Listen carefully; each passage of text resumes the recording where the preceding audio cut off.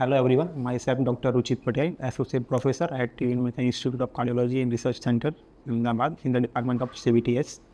As a part of Masterclass series, today I would like to discuss about Dextro Transposition of the arteries and arterial switch operation from its embryology to long-term outcomes of this morphology and its surgical outcomes.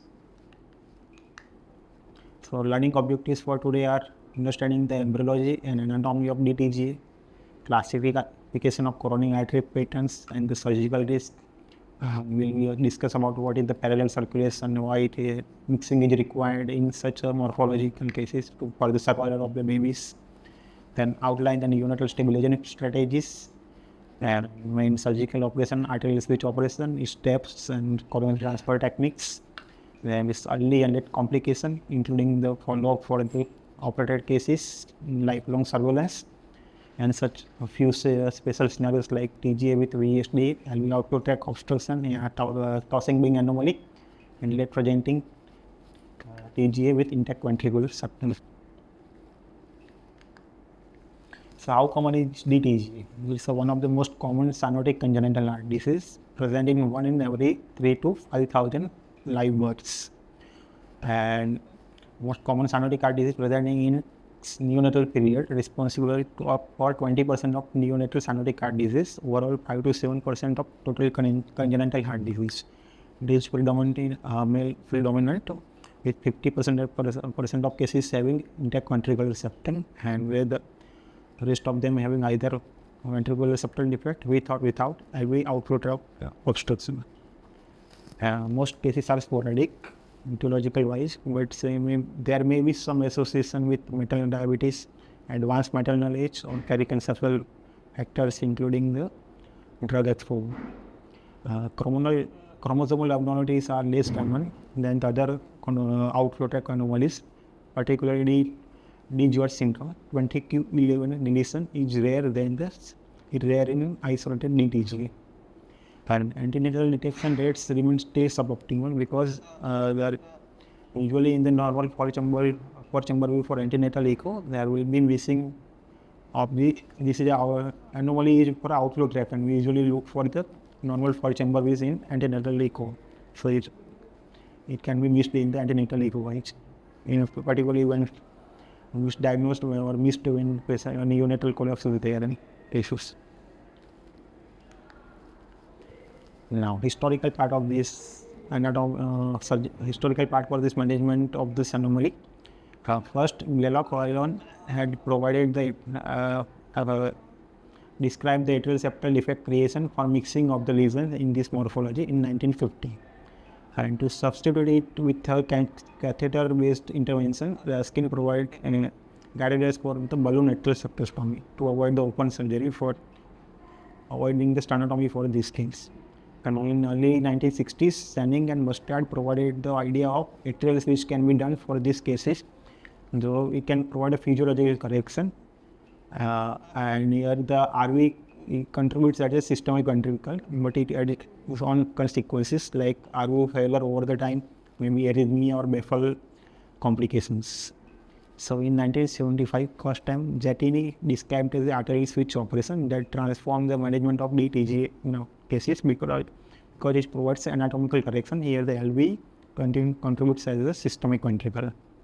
In 1981, to modify its technique, Le Comte maneuver was described by Le Comte that brings pulmonary artery bifurcation and data to the aorta. We will see it later. So in the early 1980s, with improved surgical techniques and better cardiopulmonary bypass techniques, and how neonatal ESO becomes standard practice over the worldwide with improved outcomes. So over the time, we can see that there was only palliative operation with creation of atrial septal defect for mixing. Then we went for the atrial switch, that was physiological correction.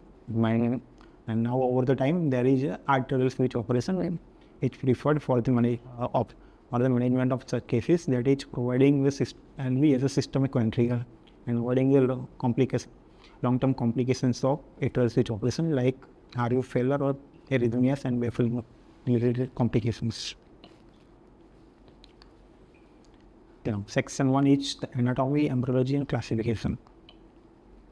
So coming back to the embryology part, as we see in the normal flow tract of there is two parts are there. That get connected near the infundibulum or conus part is there. Above there is truncal arteries which device truncus device in the aorta and pulmonary artery. So in truncus at the time of around 8 weeks, 7 to 8 weeks, there were 4 truncal cushions and 2 conal cushions are there. As we can see in the left side of figure, there is dextro superior and sinistro inferior cushions in the truncus and 2 intercalated cushions are there. And in the corners there are left and right dextro center cushions are there. So during this cushion form fuses with each other, and during the development of aortopulmonary septum or the spiral septum that it's created by fusion of the dextro sinistro upper dextro and lower sinistro cushions that leads to spiraling of the developing aortopulmonary septum, which separates the aorta and pulmonary arteries. Consequences of this is that pulmonary trunk lies anterior and leftward to connect to the RV because of the subpulmonary conus. And the great arteries, both great arteries wrap around each other with a pulmonary artery passing aorta in the right and anterior, and pulmonary artery in the left and posterior, going in the wrapping behind the aorta before its turning of aortic arch. So the normal ventricle arterial concourse that is connected to aorta, and right ventricle is connected to the pulmonary artery.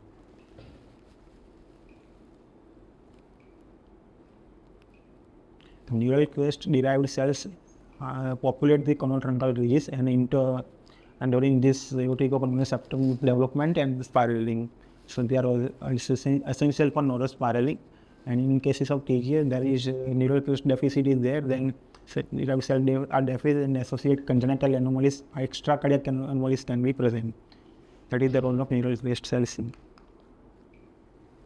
So as we see, the spiraling is there at the 3 levels. First superior one is the truncus level, then is the mid level of truncus arteriosus or proximal part, and in the conus level. We can see the spiraling is there. There is oblique, then vertical, and the horizontal septum is developed to separate these both great vessels as a part of the aorticopulmonary septum development.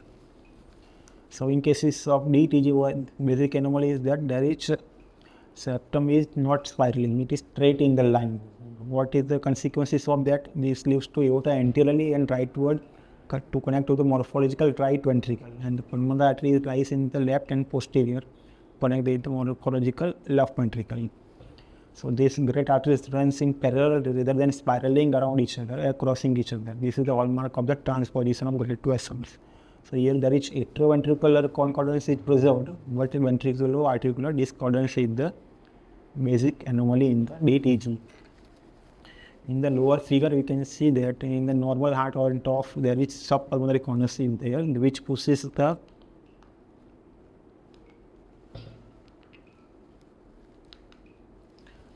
pulmonary artery anterior to the aorta.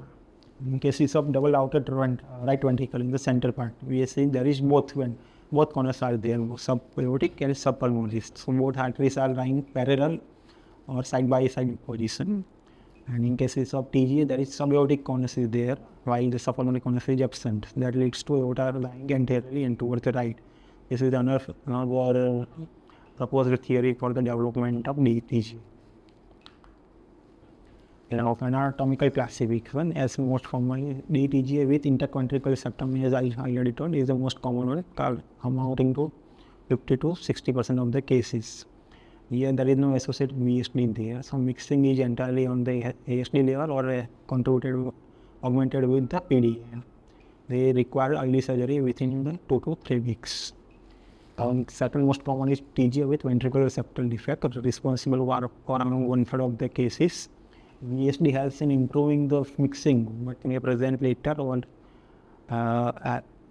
mixing. So child saturation is usually better than the intact septum or child presence later with markers of some neonatal cyanosis. They require a switch with VSD closure, usually in the early infancy period or around 4 to 6 weeks of the time. And TGA with previously with LV output of obstruction, that is basic pulmonary obstruction. It's a subpulmonary stenosis, responsible for 5 to 10% of the cases. And there the switch operation candidacy is doubtful when there is moderate to severe stenosis present. So we need to look for another option, maybe Rasteli or Nicardo or a committee operation. In tossing anomaly, this is less common.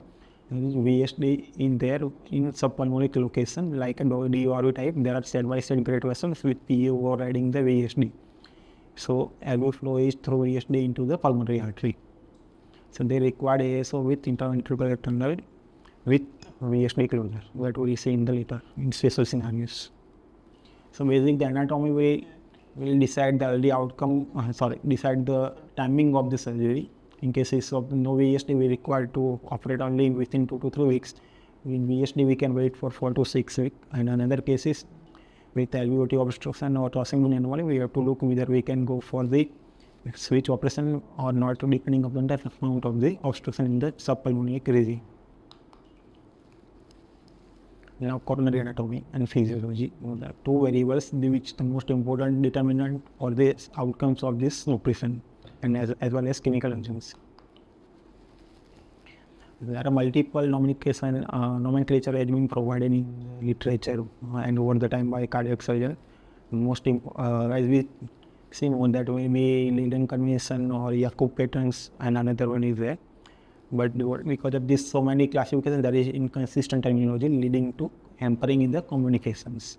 Still, the Leiden convention is usually the most preferred one is there, as we would do. And here in Leiden convention, surgeon stands in the non-coronary cases facing towards the pulmonary artery, and two facing sinuses are described. Two facing sinuses towards the pulmonary artery described as sinus 1 and sinus 2. So on the right side of that is right side of the surgeon's hand is the sinus 1, and the left hand is the sinus 2. Yeah. This describes the origin course. Usually the left coronary artery arises from the sinus 1, most common pattern, and in the right coronary artery from the sinus 2. And along with that, we can also describe the location of the ostium in the anteriorly, posteriorly, or near the commissure or intramural segment is there or not. And early branching, or maybe branches from the another artery, that will be the most important factor to determine the that determines the surgical outcomes and technical difficulty of this operation. So most common coronary pattern, as I told, that here the around 60 to 70% cases, the left coronary artery arises from the sinus 1 and right coronary artery from the sinus 2. It is also covered as a part of baseline or reference anatomy for coronaries. And second most common is circumflex arising from the right coronary artery from the sinus 2. It is present in 15 to 20% of cases. Usually it is with surgical techniques, it is usually not leads to further surgical risk in the operation. Then most important surgical factors are this, I told you, coronary artery patterns, those with intramural coronary arteries or single coronary artery where all branches arise from the ostium. Though they are rare, but they are most important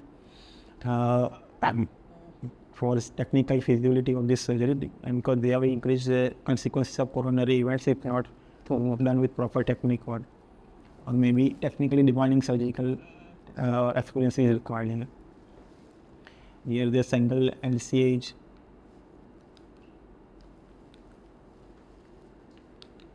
In the figure, on the right side, there will be single left coronary artery, 2 or 3 branches, or maybe single right coronary artery may be there, or there may be inverted patterns of coronaries very rarely, but it's a very technically demanding cases. And intramural coronary arteries are still found, and with trapdoor and other techniques, we still can manage these intramural coronaries with separating the margins along with commissures and unroofing of the ostium.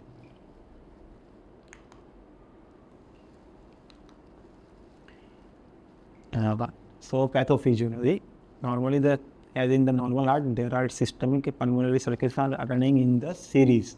So the systemic venous return which is coming to the right heart needs to go into the lung to get oxygenated, and then this oxygenated blood returns to the left side of the heart, which then pushes the blood to the body. But in the TGA, as we have seen, there is absence of spiraling leads to parallel circulation. Right side of the heart receiving the systemic venous blood, which is deoxygenated, goes to right atrial, right ventricle, and directly into the aorta, rather than going to the lungs. And the left heart, which receives blood because of mixing, is coming back to left atrial or ventricle to directly to the pulmonary artery.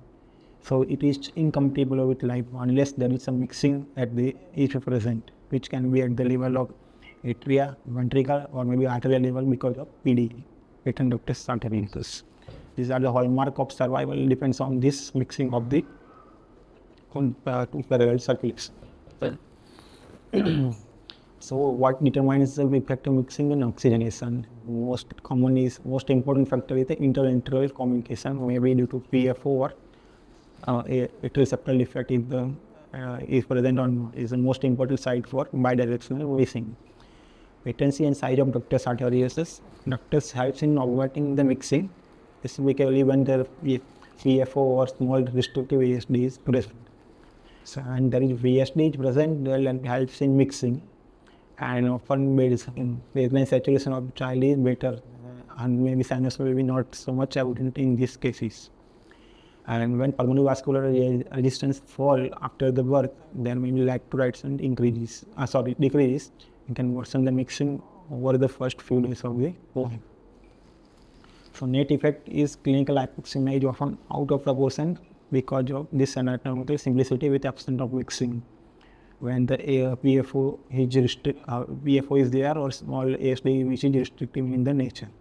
So clinically, when child with TGA with intact ventricular septum has a restrictive PFO, they are presenting with profound cyanosis, one may not be able to maintain the saturation, baseline saturation, and up to 60-70%. They require most urgent operation, and or maybe need to stabilize with the PFO or volumetric septostomy. And those with VSD usually are less sinus, but when they develop early heart failure when the left to right test, because of the increased pulmonary blood flow leading to pulmonary hypercirculation.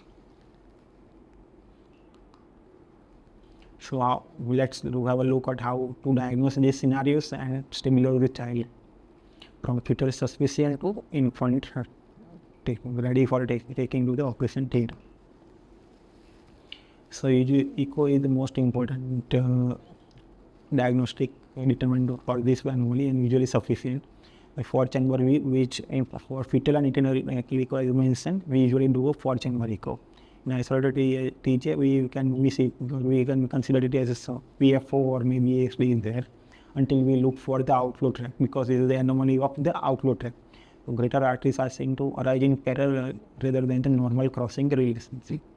So we can see in the echo, in fetal echo, we can look for the LV is ejecting in the pulmonary trunk and RV is ejecting in the aortic trunk in the outflow tract to confirm the diagnosis of TGA. And fetal echoes would also avoid missing of these scenarios. In fetal echo, we also look for any associated VSD or septal mobility or restriction is there, and also look for any patent ductus arteriosus is present or aortic arch maybe associated coarctation or arch interruption is there or not. Early diagnosis in fetal and antenatal case scenarios will help to plan and delivery at a cardiac center and can avoid the early neonatal collapse in cases of which no mixing is possible because a small or no ASD or only PFO is there. So clinical presentation in cases of intact septum, cyanosis is already mentioned as evident within the few minutes or hours of the birth because of starting of closure of ductus. So there may be minimal respiratory distress, but cyanosis is out of proportion to the breathlessness. So progressive hypoxemia develops if there is hypoxia and acidosis will develop until we provide atrial septum good communication for the mixing. On clinical examination, there will be single loud second heart sound because the aorta is lying anteriorly and just below the stomach. Murmur is absent usually if there is no VSD. And VSD with or without LV outflow tract obstruction, cyanosis is less common or maybe lesser in nature or maybe missed initially because of signs, but there will be signs of pulmonary oversaturation leading to heart failure, maybe tachypnea, poor feeding, poor weight gain, sweating, and systolic murmur because of VSD may be audible. In cases of LV outflow tract obstruction, cyanosis is more profound because of the obstruction to the pulmonary circulation, despite the presence of ventricular septal defect. Investigation on pulse oximetry usually have, in cases of radical mixing, pre and post ductal saturations are usually equal until there is associated arch interruption is there. On hyperoxia test, there is failed to raise oxygenation which despite 100% FiO2, and VO2 stays only below, usually around 100 millimeter of mercury. On chest X-ray as on here, there is agonist capillacy is found in cases of interventricular receptor because of narrow subramediastinum, that is because of the anterior posterior relation of the great vessels. And in cases of with ventricular septal defect, there may be cardiomegaly there with pulmonary oversaturation. ECG usually normal, but we usually need to look for ruling out other defects. And echocardiography is the main modality of the choice.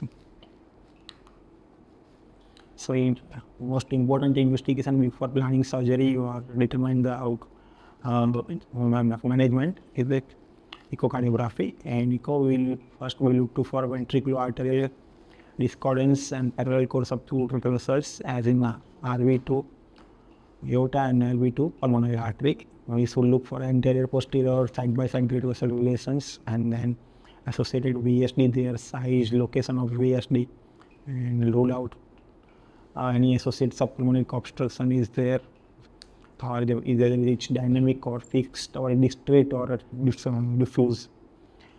And in cases, look for the atrial septum, what is the size of ASD or PFO, is restrictive or not, and associated PDA size, whether it will be enough to continue with VG even infusion or not, and direction of the shunt in ductal vacancy. And most important for planning of surgery, we also look for the origin and course of the coronary patterns. There any social intramural segment is there or not, that needs to be addressed before planning the surgery. And also associated in cases of particular tossing being anomaly, we also look for aortic arch hypercardia coarctation and confirm the site as an AV concordance and rule out any CCTA possibility in there on part, in which there is atrioventricular and ventricular discordance both are present. So early stabilization, first intervention we see, this is the TGA is the most important duct-dependent cyanotic heart lesion as we saw. So in the knee, presenting in the knee units. So maintaining the ductal patency helps in the additional site of mixing along with the atrial wall. So usually if the neonatal child presenting cyanosis, we need to start empirically and the duct-dependent physiology is suspected before the echo. Typical starting dose is 0.01 to 0.05 mics kg per minute IV infusion. And usually try to titrate it to the lowest possible dose. Consequences of PG1 prostaglandin infusion can be apnea or maybe hypotension and fever if needed ventilatory support may be required. In cases of interventricular septum with restrictive atrial septum along with prostaglandin infusion, we need to look for atrial septostomy without any delay. Balloon atrial septostomy, resting procedure as described below. It is indicated when saturations are below, particularly below 70 or 75% at PFO or ASD restrictive, usually done on echocardiography or maybe in the fluoroscopic head and in the cath lab.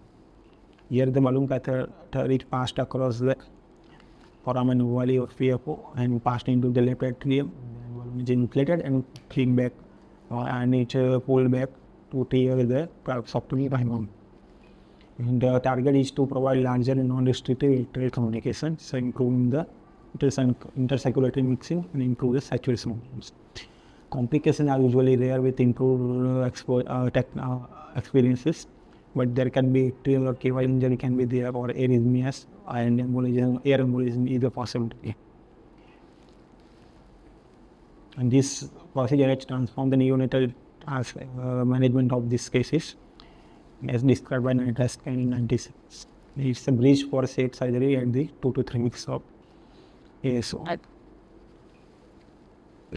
So, pathway from birth to surgery. So, when we are suspected or confirmed the d-TGA and neonatal ICU, start prostaglandin infusion, secure the airway if needed or ventilate, and then transfer to a cardiac center. We and there experienced cardiologist can confirm the diagnosis and provide any septal and septostomy is needed or not, look for coronary anatomy and associated lesions. And then still not maintained by prostaglandin or saturation is not maintained or septum is still restricted, we need to go look for a volumetric septostomy, or in advanced centers with experienced surgeons we can do it within the first week of the line from the arteries which operation can be done. Before taking to operation theatre, we need to optimize the metabolic acidosis in there or not, need ventilator support and respiratory airways secured, improve the nutrition in cases of preterm babies or very low birth weight babies. It requires a multidisciplinary surgical planning. So ideally it should be done within the 2 to 3 weeks of the life before LV regresses. Why the timing is important here? Because the LV is facing the low vascular resistance of pulmonary circulation, so it likes to regress over the time, usually within the 3 to 4 weeks. So that will not able to maintain the systemic circulation after arterial switch operation. That's why it's a driving need to train the left ventricle if presenting late by PA binding and the later presenters of d-TGA.